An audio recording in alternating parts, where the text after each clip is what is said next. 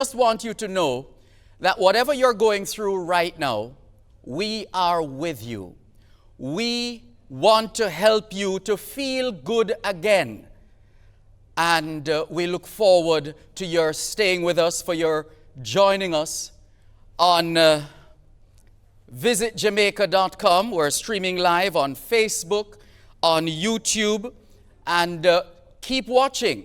Keep going to the Visit Jamaica page or staying there. Don't leave, because there will be prizes throughout at different points. We look forward to that. So what's happening here? This is Tourism Awareness Week. And as part of Tourism Awareness Week, the Jamaica Tourist Board and the other agencies of the Ministry of Tourism have been doing this for quite a number of years. And this year, it's obviously different. We know that the entire world is being impacted by COVID-19, and our industry here in Jamaica has been hit extremely hard. And this negative effect has serious implications. So we want to reason, we want to talk, we want to share, we want to hear from you as well throughout the program. Tourism is a very significant industry for Jamaica. 50% of Jamaica's foreign exchange depends on tourism. Tourism creates jobs, supports local businesses, strengthens linkages across sectors, and keeps the dollar stable and the cost of living down. It is indeed our bread and butter. And we thank all those of you through thick and thin who continue to support this land of ours, Jamaica. And we look forward to that support continuing. We want to also let you know that this week, Tourism Awareness Week, we've been hosting a series of activities, not in the usual way, but we managed to host a virtual church service to start off the week. Then we had a virtual expo yesterday. And here we are for this virtual webinar, the virtual expo on Wednesday. We have a virtual webinar right now, and we're happy that you've been able to join us. You would have seen, those of you both locally and overseas, the advertorials in the national papers, the youth photography contest, and we're particularly pleased about this. Notwithstanding all that's been happening, we've been able to get our young people engaged through the World Tourism Day 2020 photo competition. One of the activities hosted by during this week, Tourism Awareness Week, and the aim is really to get our young people, more of our young people, engaged and participating in a level of awareness that will augur well for the sustainability of this industry. The World Tourism Day theme, tourism and rural development. Here in Jamaica, we say tourism, the heartbeat of Jamaica's economy. Tourism and rural development, yes, the focus, but tourism, the heartbeat of Jamaica and the Jamaican economy. Jamaica is the heartbeat of the world, and we thank you for that vote of confidence. And we just want you to come and join us and feel good again. We mentioned the competition, the World Tourism Day 2020 photo competition, and we want to share the pictures with you. The winners of the top 9 entries for the World Tourism Day 2020 photo competition. There were 2 divisions, the junior division, and in the junior division, the winner is Delisha James. And as you can see, this is Delisha's photo. The idea is tourism isn't always about hotels and busy urban areas. Sometimes it's about finding serenity in rural areas. And if you're trying to figure out where in Jamaica this picture was taken, Orange Bay in Hanover. Orange Bay in Hanover. And the total number of likes on Facebook and Instagram, 222. So congratulations to Delisha James on winning the junior category. Now in the senior category, the senior division, and you will see that photo in, there we go. Look at this. The winner, Swadian Welsh. Swadian Welsh. And if you're trying to figure out where in Jamaica this is, it's Trinity River in Linstead, St. Catherine. And it received quite a few likes on Instagram and Facebook, 545. Congratulations to our winners. Now we have a special video presentation for you.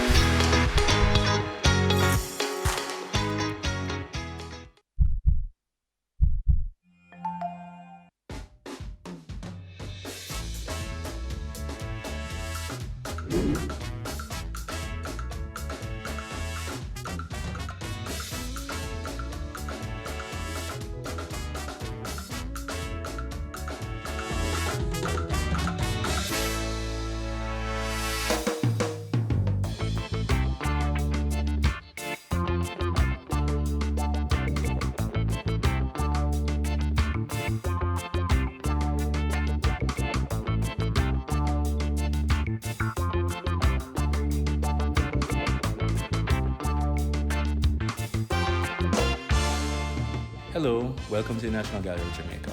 My name is O'Neill Lawrence, and I will be your guide today. Our current exhibition, Jamaica, Jamaica, looks at some of the key figures and developments in Jamaica's musical culture.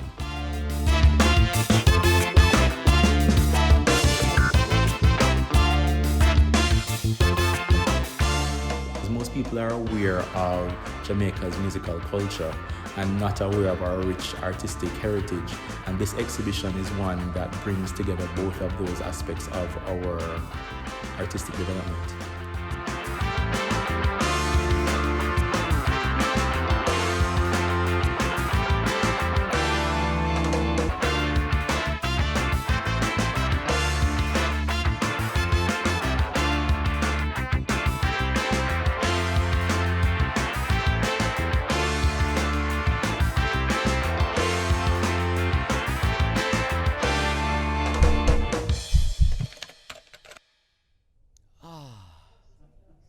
Now, wasn't that just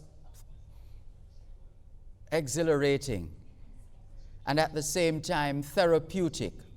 Yes, these are tough times. And that's the idea. We want to help you to cope. We want to help you to feel good again. How are you feeling now? You can share your thoughts with us online. Go to Facebook. We're live on Facebook. We're live on the visitjamaica.com website. And we look forward to having your feedback. And remember, we have some special prizes in store for you. So keep watching, keep listening, keep looking out for those questions that are going to be popping up. As you've well been aware of, because this tourism awareness webinar has been very well promoted. Tourism and rural development being the theme. Tourism, the heartbeat of Jamaica's economy. Jamaica, of course, the heartbeat of the world. And so we're going to talk, we're going to share, we're going to listen, we're going to answer your questions as well. And to help us in that regard, we have a team of professionals who are able to help us. And we'll properly introduce them just before their presentations. But to go through the list right here and now, of course, the Honorable Ed Bartlett, fresh from being inducted into the International Tourism Heroes Hall of Fame. We look forward to his presentation. The Director of Tourism, Donovan White, the JTB's Deputy Director for the Americas, Donnie Dawson, the President, the newly minted President of the Jamaica Hotel and Tourist Association, Mr. Clifton Reeder, Jason Hensel, Chairman of Jake's Hotel, Villas and Spa, and very involved with the Bread's Treasure Beach Foundation.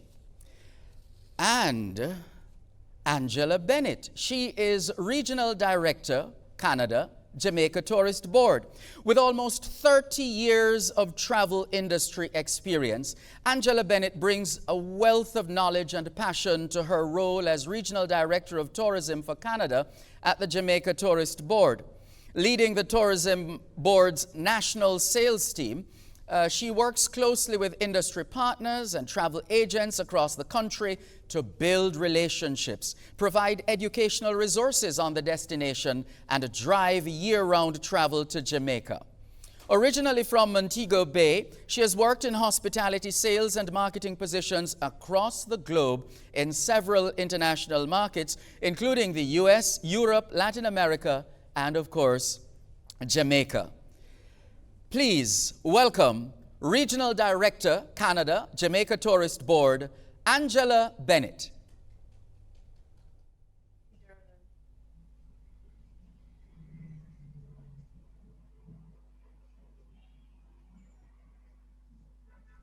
morning we're going to share with you the brand Jamaica, the allure of brand Jamaica globally.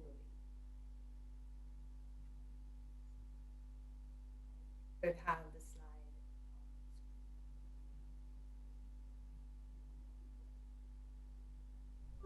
Right. I think Angela is just about ready for us. And so this is her topic, Tourism Awareness Week. The allure, her topic is the allure of Destination Jamaica globally. Angela, are you hearing us? Yes, I am hearing you and I am ready to go. Well, by all means, go ahead and tell us about that allure, that pull factor that keeps people coming again and again and again. Thank you, Dermot. We could have the slide. Jamaica's larger-than-life people, vibrant culture, and bucket list experiences have a powerful impact on the world and all who visit it. Our brand is not just advertising a logo or a tagline. Destination Jamaica's brand is a promise that we make and deliver to our visitors and to each other every day. It is our essence. Jamaica Tourist Board brand, our history. Founded in 1955, the Jamaica Tourist Board oversees strategic planning, marketing, and promotion of tourism in Jamaica. Until 1993, the JTB's responsibility included not only marketing Jamaica as a tourist destination, but also developing the country's tourism product. Since 1993, the two functions have been separated, with product development now handled by a separate agency, the Tourism Product Development Company. Today, the JTB operates as a statutory organization under the Ministry of Tourism. We are responsible for promoting the unique appeal of the island through creative programming and marketing worldwide to ensure that Jamaica remains the premier tourist destination in the Caribbean. Our campaign history, Come to Jamaica, was created in 1955 until 1963. Come Back to Jamaica reigned until 1975. Discover Jamaica was created in 1975 until 1984. Make It Jamaica Again lasted until 1994, and our iconic One Love was created in 1994 and reigned until 2003. Once You Go, You Know lasted until 2011, and Home of All Right stayed with us until 2018. Heartbeat of the World is our reigning tagline that was created in 2019 to present. Our brand evolution showcases our country, our people, our history, and of course, our culture. Our global reach. It is the mission of the Jamaica Tourist Board to promote Jamaica as the preferred travel destination, identify new and emerging consumer groups, cultivate new relationships, and disseminate timely and useful marketing information to our travel partners worldwide.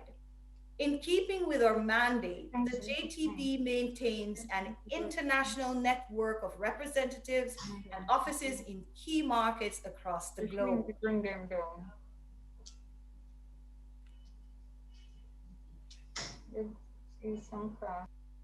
I think we're having a little bit of technical difficulty here.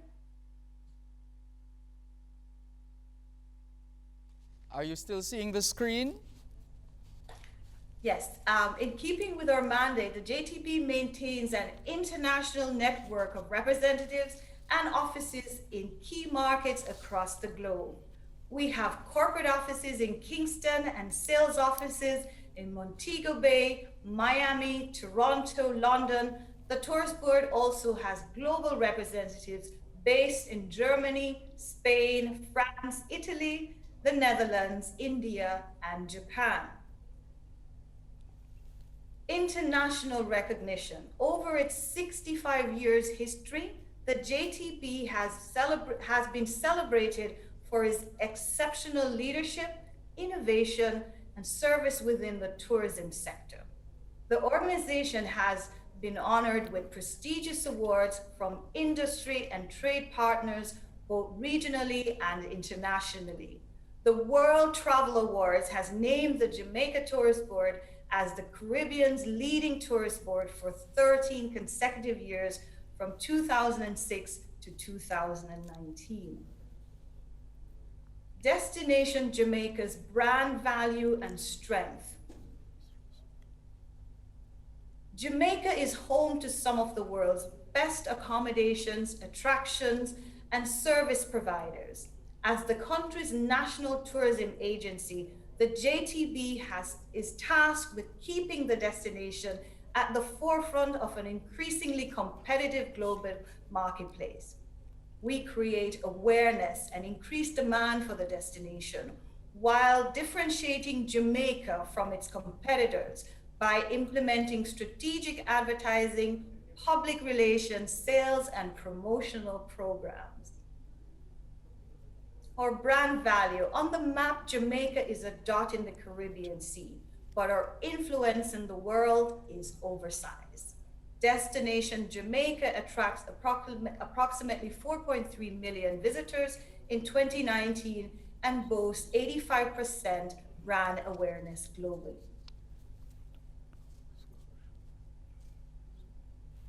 Or global influence. The enduring strength of Destination Jamaica's brand can be seen around the world. Jamaica's unique cultural identity and spirit resonates with citizens internationally and can be seen in the world of sports, food, tourism, culture, music, and education. Jamaica, the heartbeat of the world, or 2020 brand campaign. This fresh brand positioning acknowledges Destination Jamaica's important influence on the world and strengthens the island's role as a global tourism brand. Geographically, the heartbeat of the world campaign not only puts Destination Jamaica at the center of the world, but also elevates the tourism brand to new heights by reinforcing our position as a global leader among travel destinations and establishing our island as the single destination every traveler must experience. The campaign message extends beyond tourism and encompasses all elements of Jamaica's rich and vibrant culture by showcasing diverse appeal of the destination through 7 key brand pillars. The pillars: the brand, ride the rhythm; romance, skip a beat; nature, change the pace; adventure, feel the rush; music, move to the music; cuisine, join the feast; and wellness, find your zen. As we look forward, the COVID-19 pandemic has significantly reduced tourism from our major source markets. Cultivating and promoting the Destination Jamaica brand as a global scale is more important now than before.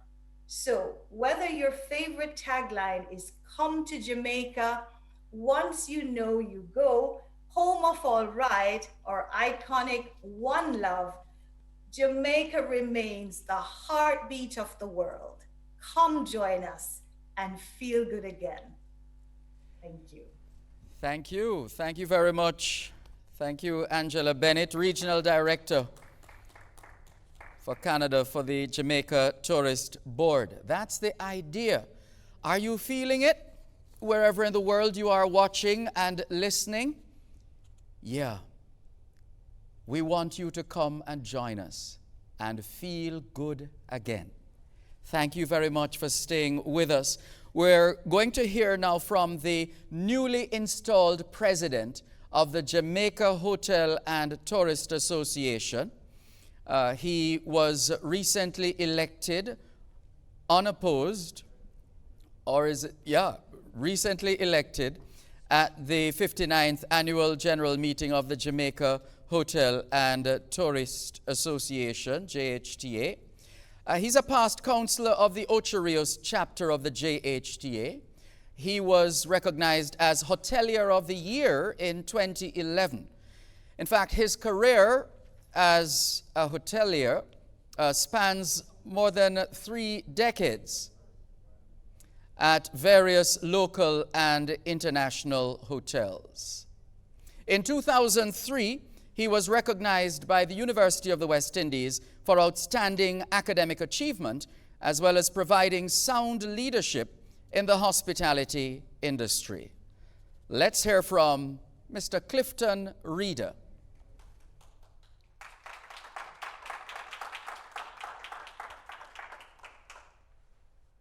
Good morning, everyone. It is certainly a pleasure to be here this morning, and it's not all doom and gloom, because in our industry, we are making it work through the development of sound protocols, which I will get into in a little bit. Happy Tourism Week to all my colleagues within the tourism industry, our employees, families, the communities we serve. On behalf of the Council, the members of the Jamaica Hotel and Tourist Association, JHTA, our commendations to the Jamaica Tourist Board and its partners in organizing a comprehensive series of activities in celebrating our Tourism Awareness Week 2020, including this webinar. The theme, Tourism, Rural Development, as defined by UNWTO, and your own sub-theme, Tourism, the heartbeat of Jamaica's economy, are perhaps coincidental. It is against this background, ladies and gentlemen, that I would like to link the importance of COVID protocols in protecting communities, workers, and visitors, and the need for innovations in product diversification in rebuilding our industry. There is no doubt that tourism plays an important role in diversifying our rural economy and contributing to sustainable rural development. There is clearly a significant relationship generally between tourism development and socio-cultural, environmental, and economic development. Rural tourism also promotes social transformation, including job creation, growth, infrastructural development, and helps to curb urban migration. For many of our JHTA members, a large percentage of our team members live in rural communities. I mention our protocols, ladies and gentlemen, because they have saved us. Since June 15, we opened our doors in the hotel sector, and I can tell you, to date, not even one transmission, as far as we know, has been detected between guest, staff, and vice versa. This is a big thing to talk about, because if we are able to get this program into communities, then I believe we will be able to manage the spread and protect lives. In this regard, the JHTA has developed its COVID Ambassador Program, in which we are sharing our well-defined protocols and the knowledge of our well-trained employees with the communities around us. In this program, each participating JHTA member hotel will undertake to educate 2 or 3 small communities in their immediate surroundings and where many of our staff live. We will focus, ladies and gentlemen, on the established protocols that make the best and biggest difference: mask wearing, social distancing, hand washing or sanitizing. Our staff will be the champions, the ambassadors of this cause, guided by our general managers. We're starting from Boscobel in the east to Bahia in the west, and every single hotel, general managers, the team members as ambassadors will be participating, along with the area chairs for JHTA. We will be soliciting the help of local radio stations such as IRI FM to spread the word. We are working in collaboration with TPDCO, Ministry of Health, the police, local parish councils to get the message out. At 4 p.m. today, we will be launching the pilot program in Ocho Rios, after which we will move it to Montego Bay, Negril, then around the island.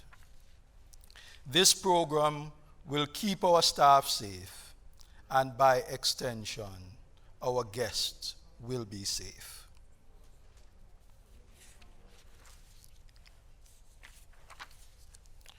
While many recovery plans are focused on the protocols, we also have to increase our business survival rate. We have been talking for years about community tourism, but the truth is, we have been so busy growing the industry, we have not had time to reset. Now could be that time. In terms of community tourism, we are looking at many different ways. Whilst COVID has been raging, the Jamaicans who normally go abroad have discovered very good gems, and we have seen our domestic tourism sector increased from St. Elizabeth to Negril especially, Port Antonio, Ocho Rios. Visiting friends and relatives, we have many of our relatives and friends coming from abroad, and they too are discovering the inner areas of Jamaica. Faith-based travelers, also those wanderlust visitors who like to explore the local rivers, floras, and faunas. Of course, there are the millennials who feel that their lives has been put on hold for months, and they are ready for adventure. Beautiful Jamaica is waiting. COVID has been and continues to be very challenging, but we also have an opportunity to rebuild tourism from the bottom up. In the rural communities, we already have many instances of success, from Stush in the Bush to the Rasta village in Montego Bay, Murphy's Hill being developed by Miss T's restaurant, where guests can experience our local cuisine and sometimes participate in its preparation. Linking farmers from rural communities with our chefs in large hotels will be the development or the strengthening of that farm to table projects. Most farmers are not aware the transformation that their product actually go through from their farm to the plates of our guests and staff. We are looking at making it more difficult because the linkages, transportation from rural communities tend to be a problem. We are calling on private and public partners to develop commercial chill rooms in tourism plants so that we can get all our produce from one source. The farmers would feed into that source, and the hotels would basically just pick up on a daily basis. This would also go into production where certain fruits or vegetables not suitable for the hotel trade could go into making juices, which we will definitely purchase. Communication is key. We have to continuously demonstrate that visiting our island is simple, safe, and straightforward. The biggest issue we have right now is pre-approval, seeing a 20% cancellation rate as we go forward. But I know representation have been made and we are correcting the problem. So looking to the winter, as I said before, quite a few places are looking at, that are open, are looking at 35% occupancy.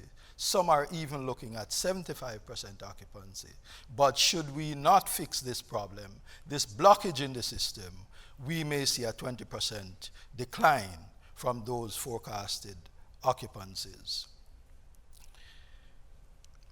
We keep saying that the COVID pandemic is unprecedented.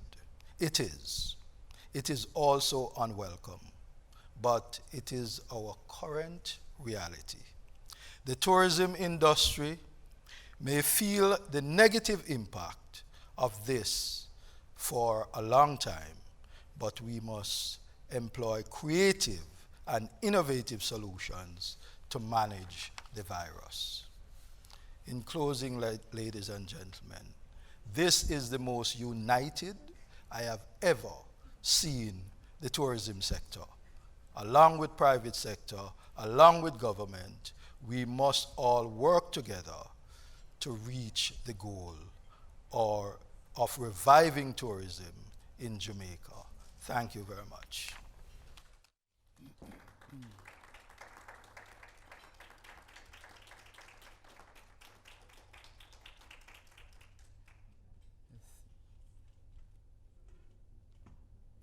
Thank you very much, Mr. Reader. If you're just tuning in, this is Jamaica's Tourism Awareness Week webinar. Tourism and Rural Development. Tourism, the heartbeat of Jamaica's economy. And Jamaica remains the heartbeat of the world. We want to continue to share with you. We want to reason with you. We want to help you to understand what's happening. We want to set you at ease and set your mind at ease through all that we're doing here in Jamaica to be as safe as possible. In fact, we've been seeing quite a few tweets from those who have had the pleasure of vacationing in Jamaica during this pandemic, and the accolades continue to flow. We thank you very much for making it Jamaica. And those of you who are not here yet, we look forward to seeing you as we welcome you safely and keep you safe while here in Jamaica. And so in this webinar, we've been looking at a couple of issues. You've heard from Angela Bennett, Regional Director for the Jamaica Tourist Board in Canada, looking at the allure of brand and destination Jamaica globally. You've heard from Clifton Reader, the Jamaica Hotel and Tourist Association President, He's also a managing director of Moon Palace, Jamaica, and he shared with us the importance of the COVID protocols in protecting communities, workers, and visitors. It's now time to hear from the Director of Tourism, who was appointed in February 2018, bringing to the Jamaica Tourist Board more than 20 years' experience as a senior executive in marketing and business development. A strategist and business leader, he's responsible for promoting and further enhancing Jamaica's reputation as the premier destination in the global marketplace, pursuing an aggressive and robust marketing agenda with a keen focus on technology, all with a view to exceeding major growth goals. Since taking the helm, he has strategized to ensure the destination continues on its growth trajectory. For 2 consecutive years, in 2018 and 2019, Jamaica exceeded the 4 million mark for total visitor arrivals. He has placed greater emphasis on technology, guiding the implementation of a number of award-winning digital activations, including Join Me in Jamaica and the hugely popular Escape to Jamaica. He's an avid sportsman. He actually won quite a number of medals in the championships. So he is perhaps, what would we say, the champion athlete as far as tourism marketing is concerned. Please welcome the Director of Tourism, Mr. Donovan White. Thank you, Derval. Thank you so much for that warm welcome. First of all, let me say greetings and good morning. It still is morning. To all who have tuned in and all who are here with us in this webinar. I must say a special good morning to our Honourable Minister, Edmund Bartlett. He is our visionary, our ambassador, our global icon, if you will, that keeps us on our toes and keep this industry going places and doing new things and charting new course. And so for that, I wanted to say a special good morning to him. And I'm sure we are all waiting with bated breath to hear him when he speaks to us later on this morning in this webinar. I also want to say good morning and welcome to the President of the JHTA, Clifton Reeder. Welcome, sir. Your presentation was extremely well received, and we are heartened by the continued hardening and deepening of the relationship between the private and the public sector within our tourism industry. And also welcome to all other members of the tourism family who are here with us this morning. This morning I've been asked to speak to you on the topic where creativity meets purpose, the tourism digital transformation, and what a transformation it has been. Jamaica as a brand is internationally perceived as a larger-than-life destination. Our culture, our music, our food, our attractions, our people are the pulses of the heartbeat of the world. It is these passion points that visitors desire most when they come to our shores. But these elements look different as we live and travel with COVID. And it is crucial that we find creative ways to preserve these experiences while we navigate our new reality.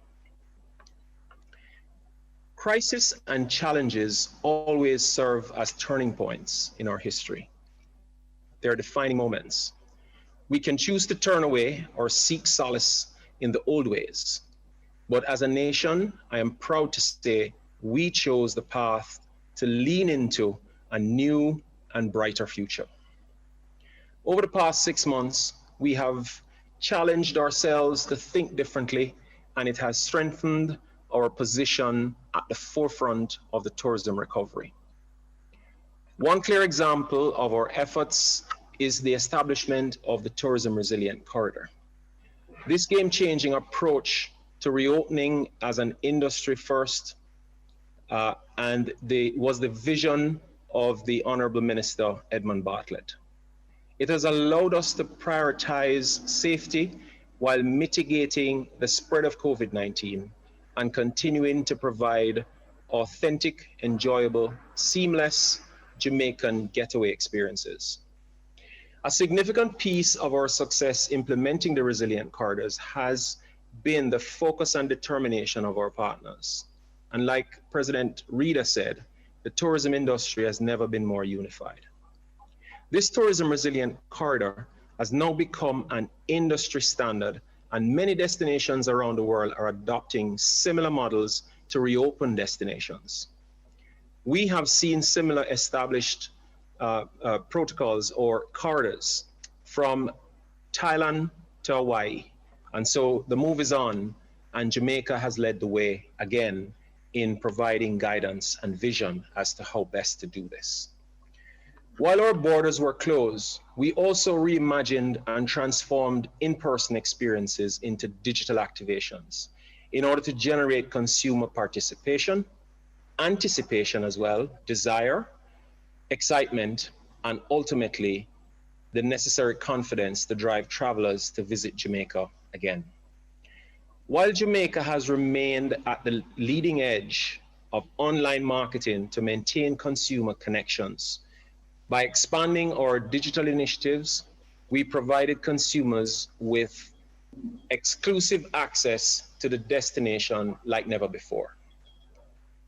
Across the industry, we are seeing that virtual activations succeed when they're highly curated and offer a distinctive experience that bridges physical distance.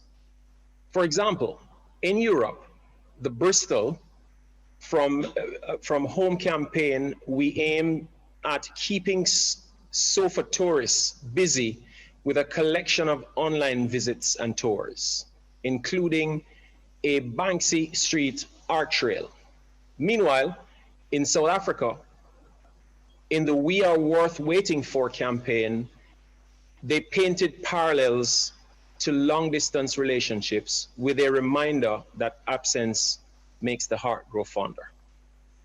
Jamaica's own virtual activations, such as Escape to Jamaica, the world's largest virtual wedding, and a number of virtual tours, some of which you saw at the beginning of this webinar, highlighted our brand pillars of culinary, adventure, romance, music, and above all, our people.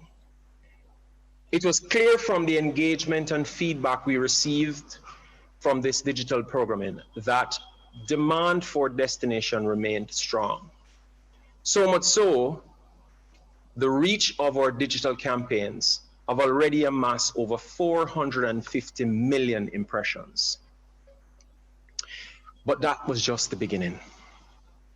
As we look toward the future, we have to keep pushing to innovate and ensure that our audience remain engaged with our destination. I truly believe that Jamaicans are the most resilient people in the world. We will always rise up against any challenge. We have done it in the past, and we will do it again. You may recognize this Nike video you're about to see. I want you to pay keen attention to the creativity, the attention to detail, and of course, the message. The spot sends a clear message of perseverance and resilience. Coronavirus can't stop sports, and it can't stop us. Can you play the video, please? We're never alone. And that is our strength. Because when we're doubted, we'll play as one. When we're held back, we'll go farther and harder.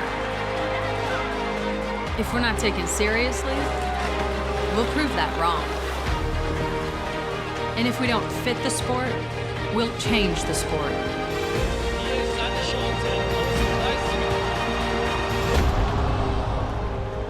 We know things won't always go our way.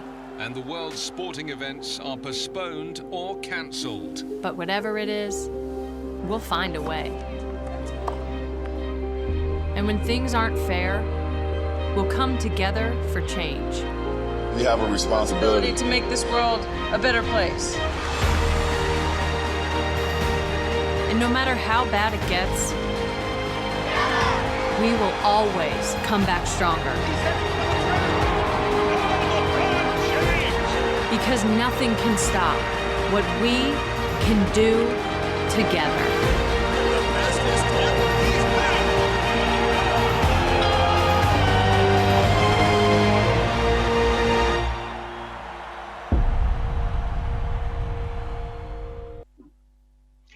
Again, I say, you can't stop us either.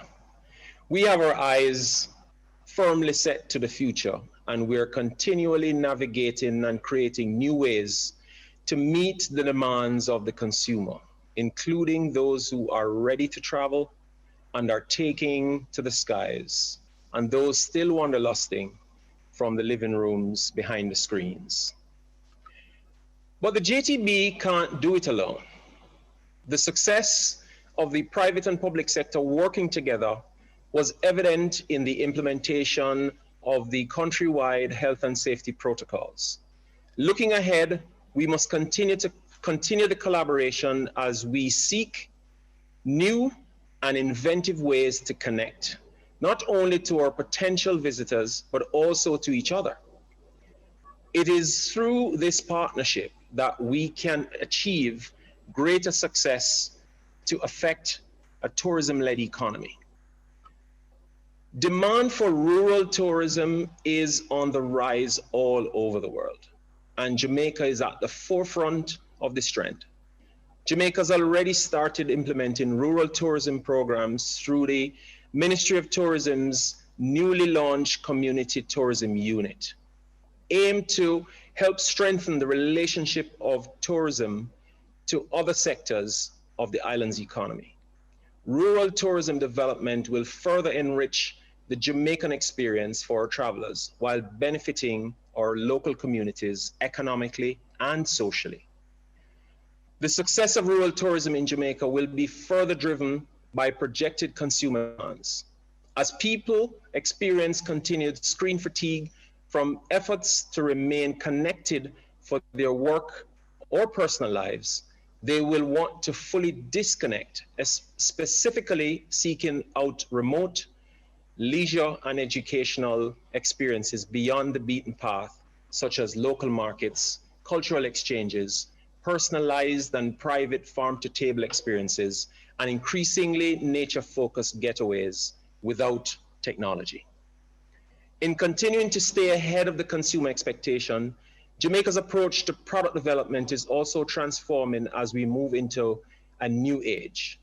Our latest wellness initiative, Discover Jamaica by Bike, is a glimpse into what the future could hold for our visitors, laying the groundwork for new initiatives rooted in active and outdoor experiences to enable physical distancing. I can attest to the thrill of this experience personally, as I'm currently testing out the first iteration of the route with my colleagues and members of the Jamaica Cycle Association. This local event will serve as a pilot for a consumer cycling experience to debut in spring of 2021, fulfilling anticipated traveler interests in programs that combine the natural beauty of the landscape with an even greater focus on overall wellness and physical activity. COVID has undoubtedly accelerated the development of new technologies. Globally, these advances are recontouring our industry, and we expect they will remain a crucial component for recovery and rebuilding. Next month, in November, we will gather for JPEX, which will be for the first time ever a virtual event. We have seen a number of other industry events go virtual over the past 6 months. From ILTM to Cruise World to WTM, in that short time span, the technology has evolved considerably, creating opportunities for real-time and scheduled interaction truly reflective in an in-person event. These highly advanced virtual platforms are changing the way we meet and do business, and also the way we experience places and large-scale events like concerts and festivals. Enhanced digital integrations lay the groundwork for a hybrid future, extending the reach of in-person programming and connecting those on the ground with those tuning in from afar. Virtual platforms and new technologies that were the buzzwords just a few months ago are now the new normal and for the foreseeable future, and are all part of our consideration set as we explore how to make our travel experiences even more seamless for travelers around the world. As with virtual events, artificial intelligence in tourism is taking a massive leap forward and transforming the industry as we speak. We are seeing COVID-19 things like pass cards, similar to virtual passports, being developed in Israel to deliver updated testing requirements and traveler-based information on departure and arrival in cities as a solution to quickly changing policies. They will also hold critical information such as personal medical profiles and immunization records in cases of emergency. A prototype of temperature reading glasses is in the works by researchers in Beijing as we speak, and San Francisco. In Tokyo, multilingual chatbots, or virtual tour guides, as they call them, are helping to pair travelers with local operators at the destination. Closer to home, our robust programming and integrated marketing will continue to showcase the heartbeat of the world and enhance would-be visitors with a taste of what is waiting for them. Inspire travel and achieve the tourism growth we know we are capable of leading the Caribbean as a destination. It is without a doubt that the landscape of our tourism industry has changed. What remains unchanged is Jamaica's unwavering commitment to exemplary leadership in tourism and our ability to remain nimble and innovative as we live and travel in a COVID world. As a nation of strength, optimism, and resilience, Jamaica knows better than anyone else that with crisis comes a golden opportunity for innovation and a recovery that makes us stronger than ever. Thank you again for being here today, and I look forward to continuing to working with all of you towards a better and stronger Jamaica. Thank you.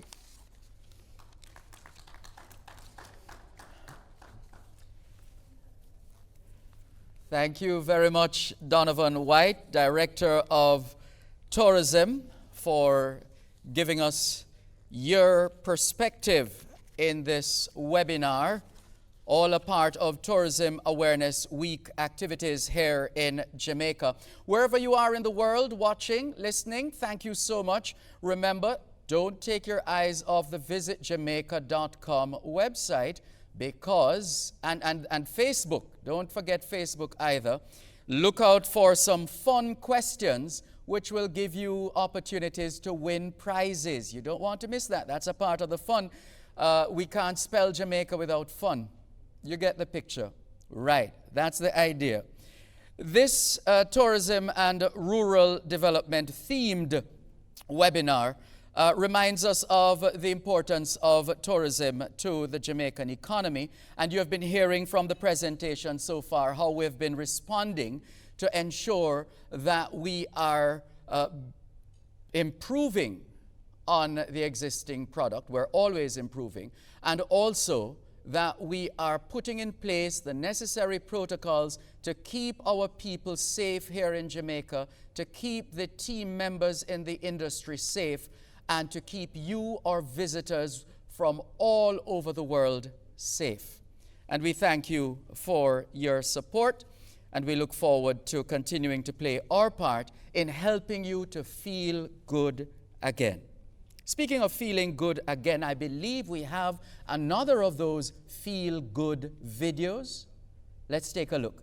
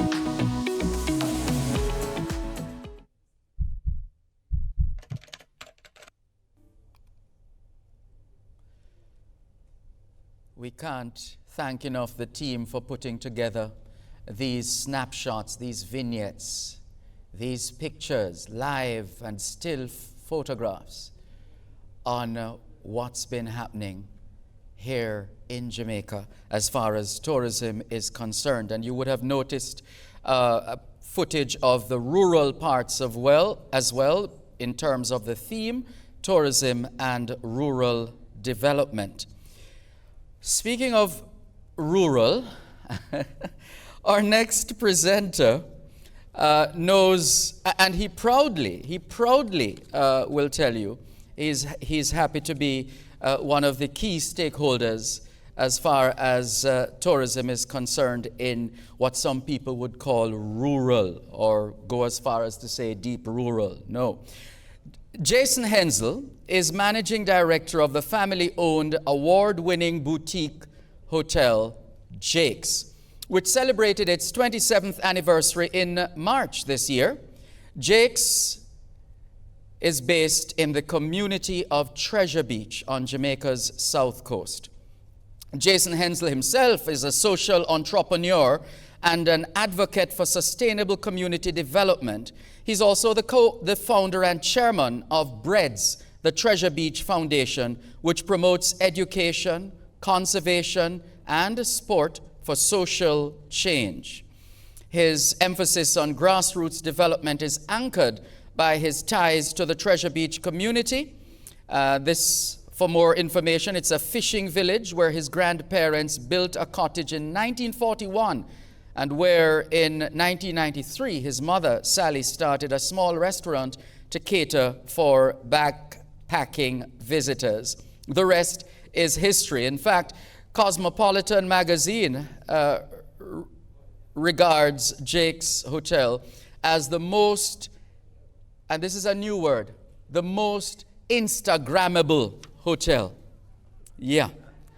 The Jake's Off-Road Triathlon is now the longest continual in the world, with 2019 being the 25th staging. And then, of course, there's the Calabash International Literary Festival. The BREADS, the Treasure Beach Foundation, this nonprofit, Jason has been instrumental in raising more than $1 million from both public and private sector to create the Treasure Beach Sports Park and Academy. There's just so much more, and just to top it off by saying on the 6th of August last year, Jamaica's 57th independence, His Excellency, the Governor General, conferred the honor of the Order of Distinction in the rank of officer upon Jason in recognition for his contribution to tourism and community development. Well, keep the applause going as we welcome Jason Hensel, OD. Thank you very much, Dervon.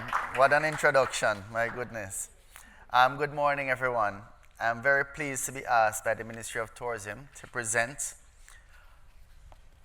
on the Tourism and Rural Development, the theme of this year's Tourism Awareness Week. I want to commend the Ministry for highlighting this partnership. In Jamaica, tourism and rural development are intrinsically linked. As all of our tourist destinations were once considered rural, and with the help of access through ports, roads, airports, developed with tourism being central to their economies. Some examples of this include Port Antonio, once an important port for exporting bananas to England, was also home to one of Jamaica's earliest hotels, the Titchfield Hotel, which boasted over 400 rooms and was built for the Great Exhibition of 1891. Port Antonio as a destination spans rural areas of Portland and offers nature-based attractions such as Reach Falls, rafting down the Rio Grande, swimming in the Blue Lagoon, and eating jerk at its birthplace on Boston Bay. Aracabeso, a quiet port which was also built around the export of bananas. It was dredged by the government for tourism development when the port became too shallow for the larger ships carrying bananas. This town capitalized on the legacy of Ian Fleming, writing the James Bond novels, and now has a third international airport and hosts some of Jamaica's most expensive real estate and high-end accommodation. Ocho Rios was once a rural fishing village until the 1960s, when bauxite interests purchased lands and constructed a port to export bauxite, and then the government had a strategic push towards tourism in this area. Ocho Rios has now close to 4,000 rooms with attractions like Dunn's River Falls, Dolphin Cove, Fern Gully, and Blue Hole. Down the road, Couples at Tower Island was one of the earliest hotel properties to be built in the 50s by Abe Issa. Montego Bay, now known as the Second City, became popular when the airport was built for World War II and saw the construction of Sunset Lodge and Casablanca near the world-famous Doctor's Cave Beach. While Montego Bay's economy is diverse and includes manufacturing, BPOs, and commerce, tourism remains a significant contributor. Negril was once a fishing village until the 1970s, when the road was built and saw the construction of Sundowner, Tea-Water, and Negril Beach Club. Today, Negril has over 4,500 rooms and sees visitors enjoying nature-based attractions such as Rick's Cafe and going to rural communities including Mayfield Falls and YS Waterfalls in Middle Quarters.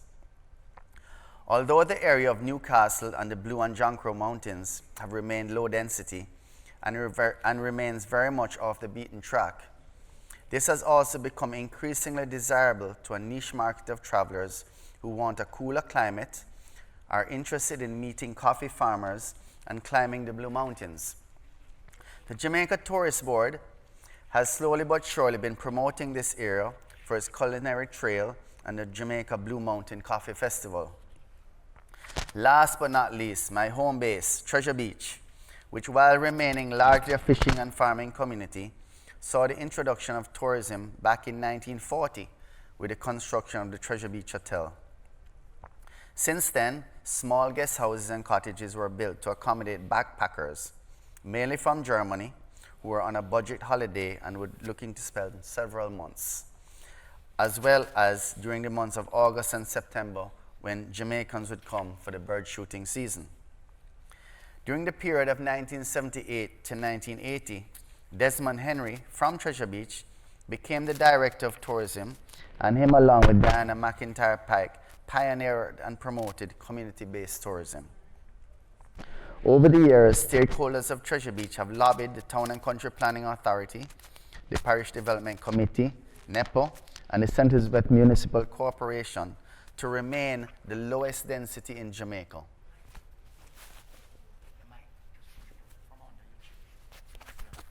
Bring it down.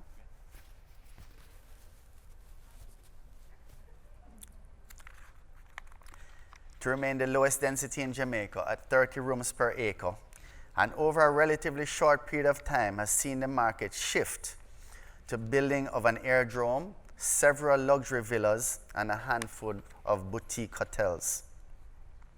In 2001, Treasure Beach was fortunate to have been selected as the home of the Calabash International Literary Festival. Over the past 20 years, Calabash has become the largest literary festival in the Caribbean and a fixture on the global literary calendar. Calabash has brought international journalists and acclaimed authors including Salman Rushdie, Zadie Smith, and Linton Kwesi Johnson, among others, to this rural community. This event, along with the Jake's Off-Road Triathlon, which is now the longest running triathlon in the world, and fishing tournament, has brought even more attention to this destination. Having active community-based nonprofits such as the Treasure Beach Women's Group and BRED's the Treasure Beach Foundation is very helpful in applying for grants and doing fundraisers for projects that support and empower tourism stakeholders in the community. One such project has been BRED's working along with TPDCO and fishermen to become compliant boat tour operators. This initiative saw this group becoming tourism stakeholders that could safely and legally offer tours to local attractions, including Black River Safari and the Galleon Beach Fishing Sanctuary. But it is nearby Pelican Bar, which in my mind is one of the greatest examples of a success story for rural development. Having been founded and operated by a former fisherman called Floyd, this bar, which is now rated among the top 15 bars in the world, provides an alternative livelihood to approximately 50 boat tour operators, all of whom were former fishermen. As we all know, travelers are seeking unique touch experiences that they can share with their family and friends. They want to capture these moments in pictures and video and gain bragging rights and likes for doing so. In essence, a lot of tourists want to be seen as travel specialists and influencers who are going off the beaten track in search of an authentic experience.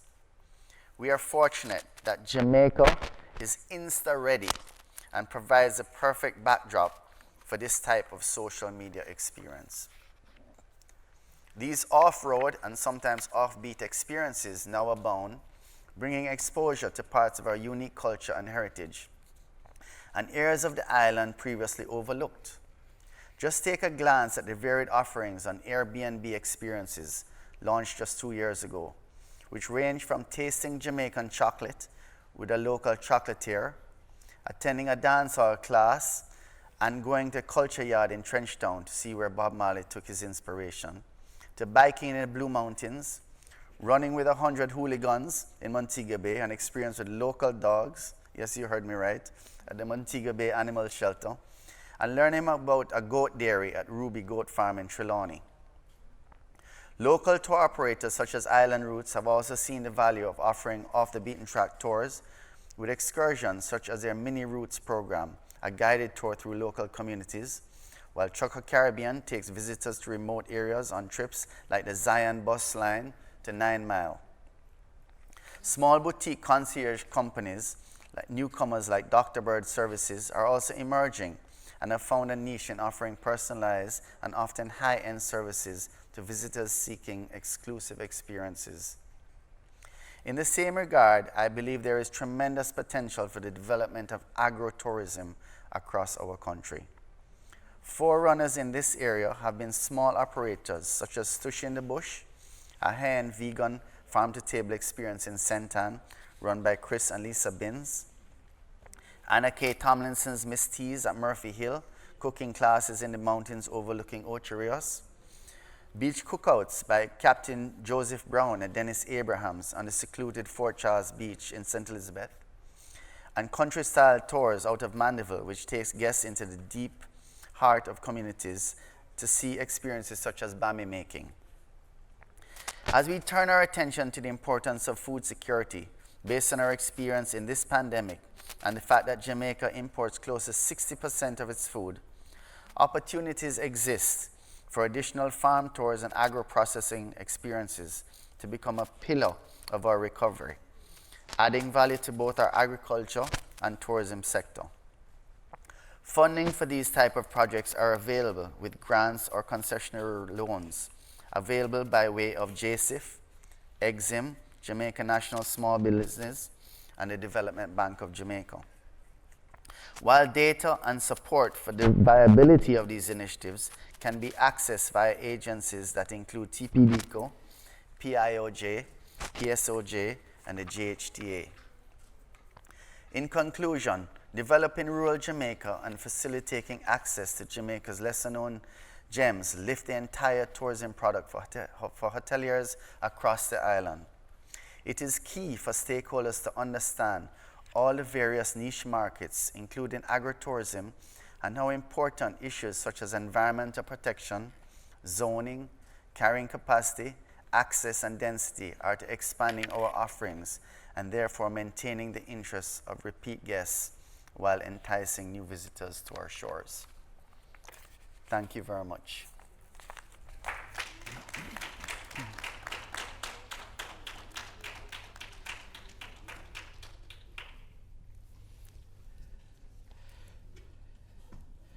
Thank you, Jason Hensel, for taking us back in time, giving us a bit of the history in terms of tourism in rural Jamaica. We all who have studied the history would remember that the global trade in bananas started in the parish of Portland by a gentleman by the name of George Bush, B-U-S-C-H. And that was 1868. but Captain Lorenzo Dow Baker really got the industry moving and getting those boats going over to Boston, Massachusetts. That's how Boston in Portland got its name. And also Bound Brook got its name from the birthplace of Captain Lorenzo Dow Baker in Massachusetts. So the banana trade, Jamaica started the global trade in bananas. And that global trade gave birth to tourism. And that birthplace of tourism is Portland. So there you go, a bit of the history there. Thank you. Now it's time for us to introduce to you, and again, let's remind you, there are some very special prizes. Keep watching on visitjamaica.com. Monitor Visit Jamaica on Facebook. Visit Jamaica is also on YouTube. You just might be one of the lucky winners. It's time for us to introduce to you now Deputy Director of Tourism, Mr. Donnie Dawson. He has responsibility for the Americas. In 1975, he joined the Jamaica Tourist Board at its Kingston headquarters as a sales representative. He was later transferred to the board's Florida office as sales representative in 1977, with responsibility for marketing Jamaica in the southern region of the United States. In 1979, he was appointed to the position of regional sales manager with Jamaica Resort Hotels, with responsibility for the western United States, but he couldn't stay away from Jamaica, or the Jamaica Tourist Board for that matter, so he rejoined the Jamaica Tourist Board in California in 1982, where he was given the mandate to expand, and that was then what was then a satellite office to a full-service regional operation covering 13 states. In October 2003, Donnie Dawson was appointed Deputy Director of Tourism for the Jamaica Tourist Board, with a location in the board's Florida office.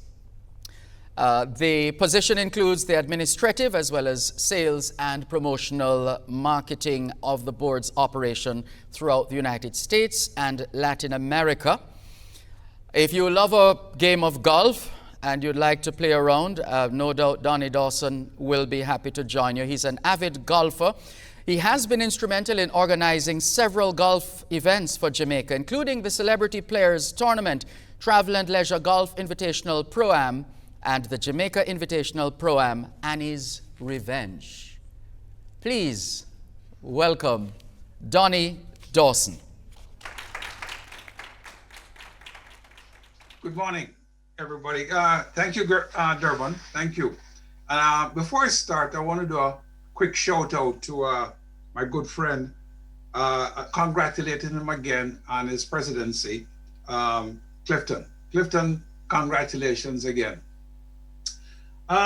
It was very interesting to hear Jason talk, and I really was inspired, Jason, because I've been around quite a while, as my resume dictated there, and I've seen the progression of our business over the years.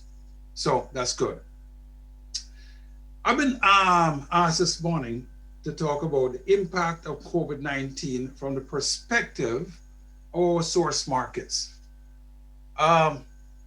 Interesting topic. So let's get started. It is without question that the COVID-19 pandemic has had a significant impact on our visitors' arrival. I mean, that's a given. However, not from only our main markets, the US, but from all markets. Let us, a quick reminder. Jamaica ended 2019 with an 8.4% stopover increase globally, year over year.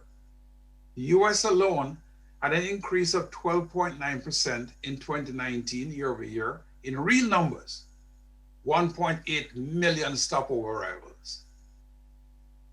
Latin America ended 2019 close to 39,000 arrivals. I'm going to spend a little time on my biggest heartbreak, Latin America. Why I say my biggest heartbreak, because we have worked hard at developing Latin America as a region that we know that if we mine properly, we can get significant numbers from this region. We worked hard to get Copa Airlines to fly from Panama into Montego and Kingston, which they have done. They started with daily service into Montego Bay and into Kingston, connecting a lot of the Latin American cities. In December of last year, 2019,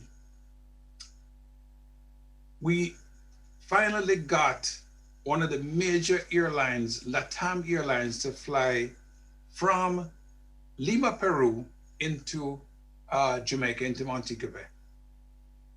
What the LATAM service gave us was a deeper penetration into the Latin American market, meaning that they would go into countries like Argentina from the capital Buenos Aires, but also from other cities like Mendoza and Cordoba in southern Argentina.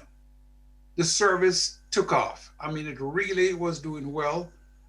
We started in December of last year, and through March, when the service was suspended, it operated close to 80-85% load factor, which was exceptional.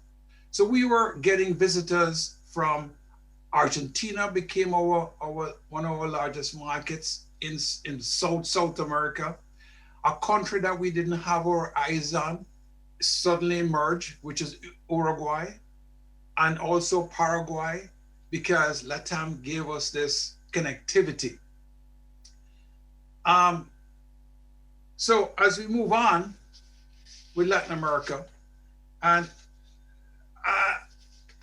the conversation regarding Latin America ties nicely into this year's theme with the UN WTO, tourism and rural development. And I also want to add community tourism. Latin Americans enjoy getting out and actively seek off the beaten track cultural experiences that they really associate themselves closely with Jamaica. They like to get out and explore. You know, Jason probably was smiling over there because a lot of Latin Americans get out and go down to the South Coast, in particular in that region. Brazilians in particular love our food and our culture. They identify with it a lot. So we're going to miss a lot of this in the short term because, of course, Latin America, like everywhere else, will come back. Will definitely come back. But it was a little bit interesting to me. It's interesting to me on the theme of rural development because, you know, I talked to some ground operators, tour operators in Jamaica, and one in particular said to me, Donnie, you know, when that LATAM plane lands in Montego Bay, it's like everybody scatters. We don't know where to go. They're gone. And yes, I've heard that, you know, they're gone rural, they're gone to explore. And I like to stay in not Airbnb, but B&B, local bread and breakfast accommodations, that they seek out these accommodations.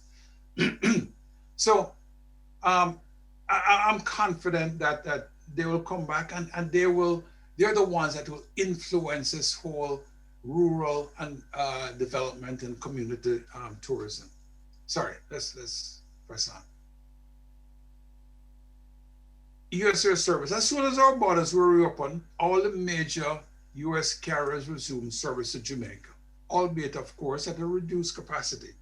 But that was a very, very strong signal of Jamaica's resiliency, that all the major U.S. carriers chose Jamaica to come back to almost immediately. The Deltas, the Americans, the Southwest, the JetBlues of this world came back. And believe it, not a lot of other destinations within the Caribbean got the amount of immediate air service as Jamaica did. So based on this, I'm confident that in short order, Jamaica will rebound as soon as we go through this phase of COVID-19. All years carriers will increase service from all major gateways this winter, making Jamaica that even much more accessible. We are, of course, reaching out to them, and I expect that at the end of the day, we should have about 500,000 seats coming out of the US, a little reduction, but quite a significant amount of seats coming out this winter that will give us the occupancy that Clifton talked about. Through this COVID time, one of the strongest partners that we have is the retail travel agents. And we have established within Canada, the rest of the world, a database of over 40,000 Jamaica travel specialists that are selling Jamaica. So we haven't continued to engage them. We'll continue to engage them. And I'm sure that they will be supporting us for the winter, and indications are we look good. Our second largest source market, of course, is Canada. And I'm very high on Canada because I feel with the commitments that we'll receive from the tour operators and airlines in Canada, that this winter will be a fairly good winter from Canada. And we're going to have good air service from our major gateways, Toronto, Montreal, and out of Calgary. Also been reliably informed that we're going to get air service from about 14 other gateways out of Canada. So I'm very high on Canada this winter. I think we'll see good Canadian business. So it looks good. The outlook looks very, very good. So, but the impact in the short term, ladies and gentlemen, has been, of course, tremendous. I say remain confident that the Jamaica Tourist Board is working overtime to ensure that brand Jamaica stays top of mind. All the folks in the marketplace are doing an excellent job keeping the brand alive, and we will keep it going and do a speedy recovery. Thank you.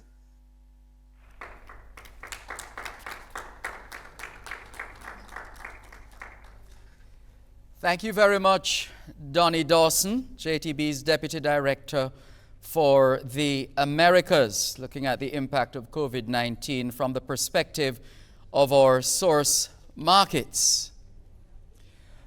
Once again, we remind you there are lots of prizes to be had. Keep watching on visitjamaica.com. Stay tuned to YouTube and check out Facebook. You just might emerge a lucky winner. Right now, ours is the pleasure and a privilege to introduce a dynamic, results-oriented leader recognized for his wide-ranging expertise and accomplishments in both tourism and politics. He was first appointed Minister of Tourism in 2007, serving until December 2011.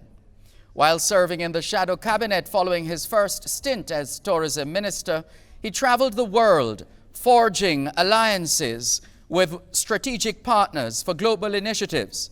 He returned to the helm of the Ministry of Tourism in 2016. Under his leadership, tourism has been positioned as a catalyst for sustainable and inclusive growth through job creation, public-private partnerships, wealth creation, and community transformation. He has become a powerful voice and tireless advocate for global tourism resilience. He's founder and co-chair of the Global Tourism Resilience and Crisis Management Center, GTR-CMC, at the University of the West Indies, Mona, which is dedicated to conducting policy-relevant research and analysis on destination preparedness, management, and recovery due to disruptions and crises that impact tourism. As one of the world's leading tourism ministers, he has represented Jamaica regionally and internationally. He has served as chairman of the board of affiliate members of the United Nations World Tourism Organization, UNWTO, Vice Chairman of the UNWTO Executive Council, and Vice Chair of the Caribbean Tourism Organization, CTO. He's currently the Chair of the UNWTO Regional Commission of the Americas and Vice Chair of the Organization of American States Inter-American Committee on Tourism. He has copped numerous awards for his years of dedicated service to tourism, including Caribbean Tourism Minister of the Year at the Caribbean Travel Awards in 2017, Pacific Area Travel Writers Association Patwa Tourism Minister of the Year for Sustainable Tourism for 2018, 2019 Travi Awards Chairman's Award for Global Tourism Innovation, and the R.G.R. Gleaner Hospitality Jamaica 2019 Pioneer Award. And just when perhaps he thought it wouldn't get better, although he's an optimist anyway, it got better, because just recently on World Tourism Day this year, on Sunday, he was welcomed into the International Tourism Hall of Heroes by the Rebuilding Travel Group for his wide-ranging expertise and accomplishments in tourism. Ladies and gentlemen, boys and girls everywhere, please welcome the Minister of Tourism for Jamaica, the Honorable Edmund Bartlett.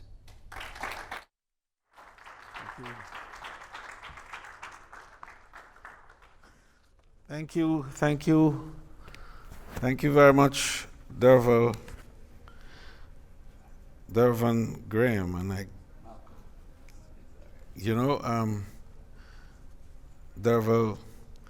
Dervan, it's been like that. I have too many Derv something around me. Right? My chauffeur is Derval. My ever effervescent commentator and talk show host and radio personality is a Van. And so he's the moving one. But both of them do move. One move me. Well, thank you so much, Devon.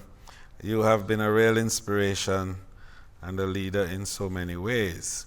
Our distinguished partners all across the virtual space, ladies and gentlemen, as we bring down the curtain on Tourism Awareness Week 2020, I'm really pleased that the final event is a webinar that has brought together this distinguished panel to share insights on the theme, tourism and rural development.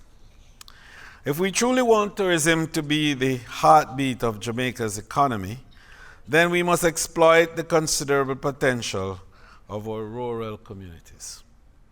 Building out a community tourism framework is a critical act to the sustainability and growth of the sector, and indispensable to the diversification of our tourism product. More importantly, it will spur rural development and by so doing contribute to the economic empowerment of rural citizens. Tourism is one of the world's largest industrial sectors, driving job creation, economic growth, and infrastructural development. In the last 7 months, however, the COVID-19 pandemic and its containment measures have severely tested the resilience of the global tourism economy. Pre-pandemic, there were some 1.5 billion international tourist arrivals. Travel and tourism then accounted for some 10.3% of global GDP, and it employed 1 in 10 of all the persons around the world. At home here in Jamaica, we welcome some 4.3 million visitors, and the sector earned in the process $3.7 billion, contributing 9.5% of the nation's GDP, and generated some 170,000 jobs directly. As a matter of fact, in the year 2019, it generated nearly 40,000 new jobs in a single year. Unfortunately, both at home and abroad, COVID-19 has resulted in major job losses, while the fallout in business and earnings have been astounding. Probably the single positive takeaway from this COVID crisis, however, is that it has highlighted tourism's critical importance to national development.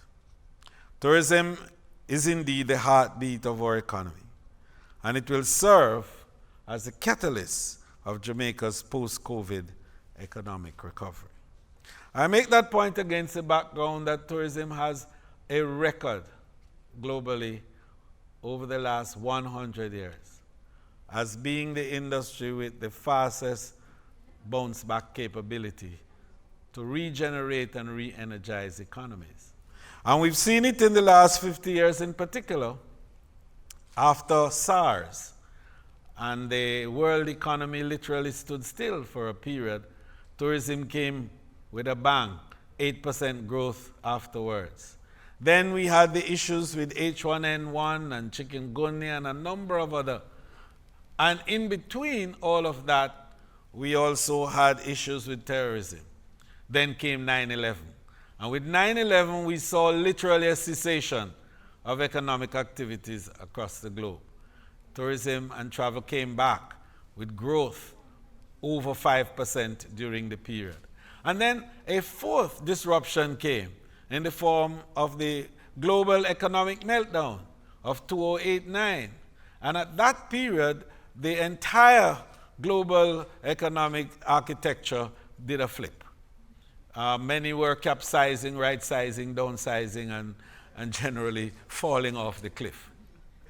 But tourism bounced back and grew exponentially between 2010 to 2019-20, and grew at the fastest rate of all economies and enabled growth at the levels I indicated earlier on and GDP contribution of the 10% we spoke. So what we find is that tourism, therefore, is that catalyst which enables quick recovery after global shocks. And this pandemic, in all its negative impact, does not and will not prevent tourism from bouncing back and doing so quickly. And part of the reason tourism bounced back so fast, it's its capacity for immediate convertibility of the resource. So that as the plane lands, it brings the wealth, and it immediately is converted and brought into the pockets and the hands of the ordinary people. As the cruise ship docks at the port, a similar way, and the dollar comes straight into the pockets of the small and medium enterprises, in particular, as we look in Ocherias and we see what happens with our craft vendors who immediately benefit, our drivers and our transportation subsector that benefits immediately, our attractions that benefit immediately, and then of course the shopping arrangements, duty-free and so on, benefits immediately. What we're saying therefore is that tourism represents the fastest way to transfer wealth from the rich to the poor. But as we reimagine then tourism product in these uncertain times, the focus on rural development seemed quite timely. Tourism in rural areas will provide key opportunities for recovery as these communities seek to bounce back from the harsh economic setback caused by the pandemic. And I wanted to make this point because globally, 80% of tourism is driven by rural folks, small, medium, and micro enterprises. The essence of the experiences of visitors across the globe is found in rural areas. The glories of the geophysical features that define the world and makes unique certain places that attracts people to study and to find out more about the wonders of nature are all by and large in rural communities. But tourism also has that capacity to transform rural communities from sleeping, dead little areas into bustling centers of economic activity. We saw that here in Jamaica. Ocho Rios was a sleepy little fishing village 60 years ago. Today, it is a buzzing center of commerce, creating jobs and providing economic well-being for thousands, and is a center of economic activity. Montego Bay, 80 years ago, 50, 60 years ago, was in a similar position. Today, Montego Bay is the largest tourism center in the Caribbean, driving billions of dollars and creating jobs and well-being for hundreds of thousands of people. Negril was a sleepy little swamp area, infested by mosquitoes and so on. Today, Negril is the most critical center for what we call casual tourism in the Caribbean. The development is astounding. Then we go to your community, Jason, in Treasure Beach. And wow, look at the transformation that's happening there. We want this transformation then to happen all across Jamaica in our rural areas. So we are now redefining the destinations to enable that transformation. So St. Thomas is the next frontier for us. And the rest of the South Coast are also on the radar in terms of that. And we're partnering with the Tourism Enhancement Fund to create enablement through economic programs and through credit arrangements with our partners like Exim Bank. So the Exim Bank was given $1 billion on lend to small and medium enterprises, a lot of rural folk. 2 days ago, we signed and kicked off a second phase of a program with the World Bank where $40 million are going to be made available again for rural development and for work with our farmers and our local entrepreneurs to provide better tourism experiences for our visitors. And then we look at how we develop our mountain areas and mountain tourism. And then we look at some of our great commodities like coffee and how we can integrate the coffee experience with the tourism experience, providing jobs and enabling development in those rural communities. But technology, we have found, is a friend and a partner. And technology works well with rural folks as it does with urban folks. And the good news is that we have been applying technology to create connectivity between the markets and the suppliers. And so with Alex, we established a new platform called Alex, which is the Agro Linkages Network, that would connect the small farmers in rural Jamaica with the hotels on the North Coast and elsewhere, and also with the supermarkets in the urban centers. So even as COVID came and the activities between the hotels and the small farmers subsided somewhat, we were able to continue the activity with the supermarkets, and more importantly, to be able to move the products straight to the homes of consumers, because the technology was good. So we're going to use more of that technology. So while we do that, we're also creating marketing opportunities for rural folks to be able to benefit and lock into the value chain of tourism. So the artisan villages is a new concept to enable our farmers and also our providers of services, primarily entertainment services, but cultural products, to generate creative outputs so our artisans will be able to stay on location, receive a design from a visitor who comes to the shores in the morning, say from a cruise, leaves that design with the artisan, has the product executed, and on his return to the ship, collects the finished product and pays the artisan his price. And this is a new development, and this is a very important innovation that we are moving to give to our artisans and our producers an opportunity to have comparative advantage in the market. So now they're not competing with price as a result of, because they are producing unique pieces that are autochthonous, that are from their own inner person, and it is the reflection of their own imagination and their own sense of what the realities around them are, while they are also able to produce on the realities of others through designs which come to them. So this, for us, is a new dimension to enabling our local small entrepreneurs and our community folks to be able to tap better into the value chain of tourism. And finally, we want to establish a training module that enables certification of our partners in the industry. Because it is not enough for us to be just providers of the output. It is also key for us to be thought leaders. And Jamaica has been leading in this area. And so we will find that out of our rural communities can come webinars like this, that our local folks can be explaining the methodologies used to produce the goods and services that they provide for the visitors, the technology that they apply even in their farming practices. And indeed, they can also be able to tell stories about the development of their own areas.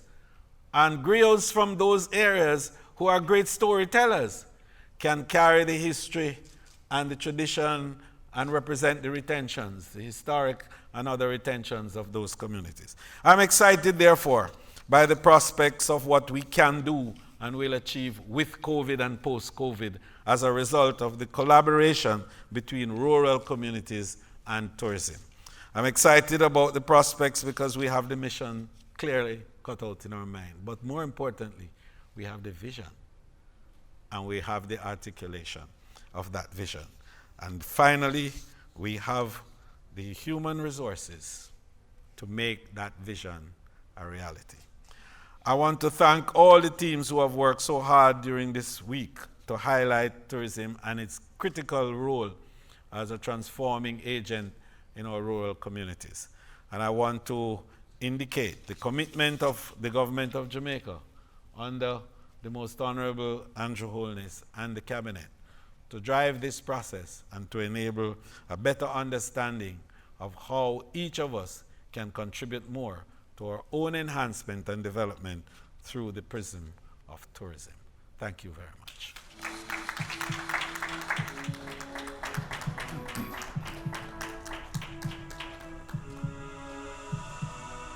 Thank you. Thank you very much, Minister Bartlett, and we join you in thanking the respective teams. Of course, the Jamaica Tourist Board, the JTB, the Tourism Enhancement Fund, TPDCO, agencies of the Ministry of Tourism. Other partners on board, JAMVAC, Jamaica Vacations, that is, Devon House, Milk River, Mineral Spa, Bath Fountain Hotel and Spa, the Montego Bay Convention Center. And we thank them for partnering with us on this Tourism Awareness Week webinar, looking at tourism and rural development. We believe Media Liaison Officer Lucretia Green, as well as, okay, all right. Well, they're playing their role behind the scenes, and we don't want to start calling everybody's name, but thanks to everybody for playing their part in that regard. We would certainly like to encourage you to keep following visitjamaica.com. Log on to visitjamaica.com. Keep following the Jamaica Tourist Board on Facebook and YouTube as well, because the team is ensuring that if you have been paying attention, you will get an opportunity to win a prize or two. So we'd like to say a big thank you to the Minister of Tourism, the Honorable Edmund Bartlett, for his work, which has been recognized globally, as we've indicated, the most recent being his induction in the Hall of Fame, International Hall of Fame Heroes as far as tourism is concerned. All he needs now is that one of those superhero suits. What's it? The E? Yes, thank you very much, Minister. Well done. Would like to thank our presenters. We thank Angela Bennett, Regional Director for the JTB in Canada, Clifton Reeder, President of the Jamaica Hotel and Tourist Association, Donovan White, Director of Tourism, Jason Hensel, Chairman of Jake's Hotel, Villas and Spa, Donnie Dawson, Deputy Director of Tourism for the Jamaica Tourist Board in the Americas. Again, we want to thank the entire team working behind the scenes. As we said, we could get into trouble trying to call names, but you know yourselves. Thank you very much.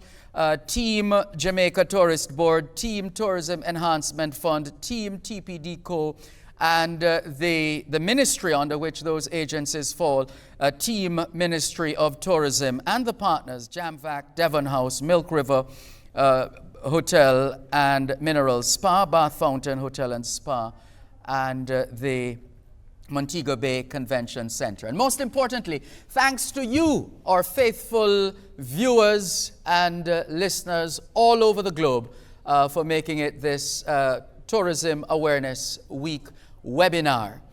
We once again want to continue to share information with you all over the globe. We look forward to welcoming you to Jamaica, land we love. Bless you, be safe, take care.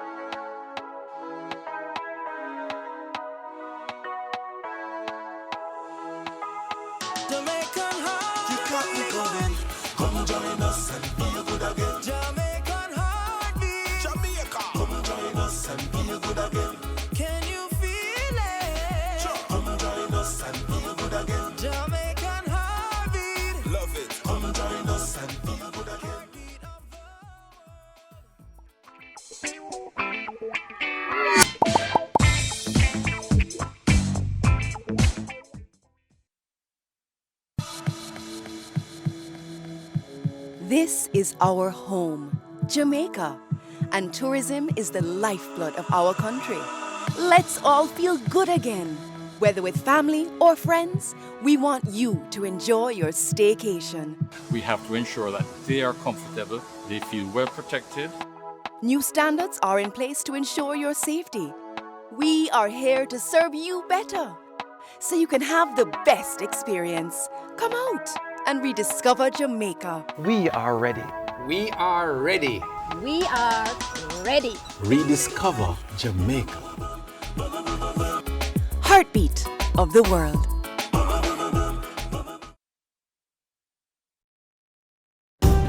The corrupt are getting away too often.